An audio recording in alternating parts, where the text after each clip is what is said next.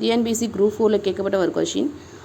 கித்தானை கொண்டு 700 சென்டிமீட்டர் ஆரமும் 24 மீட்டர் உயரமுடைய ஒரு கூம்பு வடிவ கூடாரம் உருவாக்கப்படுகிறது. செவ்வக வடிவ கித்தானின் அகலம் 4 மீட்டர் எனில் அதன் நீளம் காண்க. ஓகேங்களா? ஸோ கித்தான்னா என்னது அப்படின்னா ஒரு வகையான துணி. அந்த துணி எப்படி இருக்குது அப்படின்னா செவ்வக வடிவத்தில் இருக்குது. ஸோ செவ்வக வடிவத்தில் இருக்க ஒரு கித்தானை வச்சு நம்ம என்ன பண்ணுறோம் அப்படின்னா ஒரு கூம்பு வடிவத்தில் இருக்க கூடாரத்தை உருவாக்குறீங்க. எந்த கூம்பு வடிவங்களையும் அதோட ஆரம் உயரம் கொடுத்துருக்காங்க. ஓகேங்களா? ஸோ கூம்போட ஆரம் 700 சென்டிமீட்டர்னு கொடுத்துருக்காங்க. ஸோ நம்ம என்ன பண்ணுங்க அப்படின்னா சென்டிமீட்டர் அப்படிங்கிறது மீட்டரில் மாற்றிங்க. ஏன்னா இது எல்லாமே மீட்டரில் தான் இருக்குது அப்படின்னா மீட்டரில் மாற்றும் போது என்ன பண்ணணும் அப்படின்னா இந்த வேல்யூ அப்படியே 100ஆல் டிவைட் பண்ணிடுங்க. ஸோ என்ன கிடைக்கும் அப்படின்னா 7 மீட்டர் ஆயிரும். ஸோ ஆரம் 7 மீட்டர், உயரம் 24 மீட்டர்.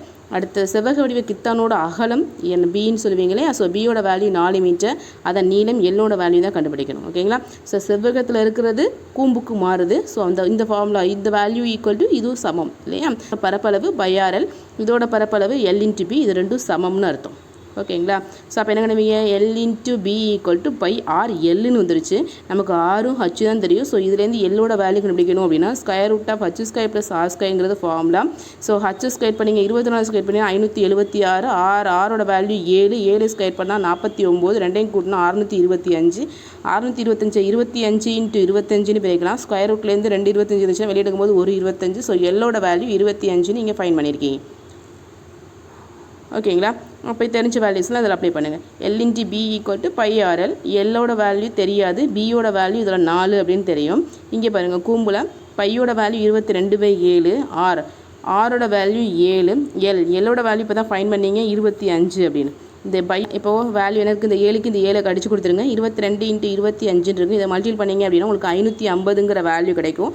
இந்த 4 பெருக்கல் இருக்குது, இந்த சைடு வந்தால் வகுத்தல் வரும். அடிச்சிங்கன்னா உங்களுக்கு ஆன்சர் வந்துடும். ஓகேங்களா? அடுத்த 137வது கொஸ்டின். அடுத்த எண்ணை காண்க.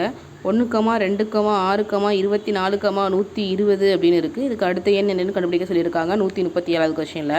கவனிங்க என்ன பண்ணியிருக்கான்னு பாருங்கள். இது ரெண்டையும் கூட்டுங்க. இது ரெண்டையும் கூட்டினா கிடைக்கும் அப்படின்னா 3 2 பேருக்குன்னா 6 கிடைக்குது. இது ரெண்டையும் இப்போ கூட்டுங்க.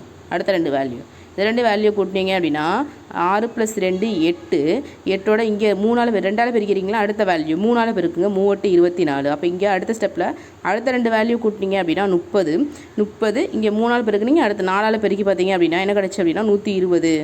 ஓகேங்களா? இந்த 3 × 4 புரியுதுங்களா? அடுத்து இது ரெண்டையும் ப்ளஸ் பண்ணிங்க அப்படின்னா உங்களுக்கு என்ன வேல்யூ கிடைக்கும் அப்படின்னா 144ன்னு கிடைக்கும். இங்கே 4ஆல் பெருக்கினீங்க இல்லையா? இப்போ இங்கே 5ஆல் பெருக்கினீங்க அப்படின்னா உங்களுக்கு தேவையான ஆன்சர் கிடச்சிடும். ஓகேங்களா? தேங்க்யூ.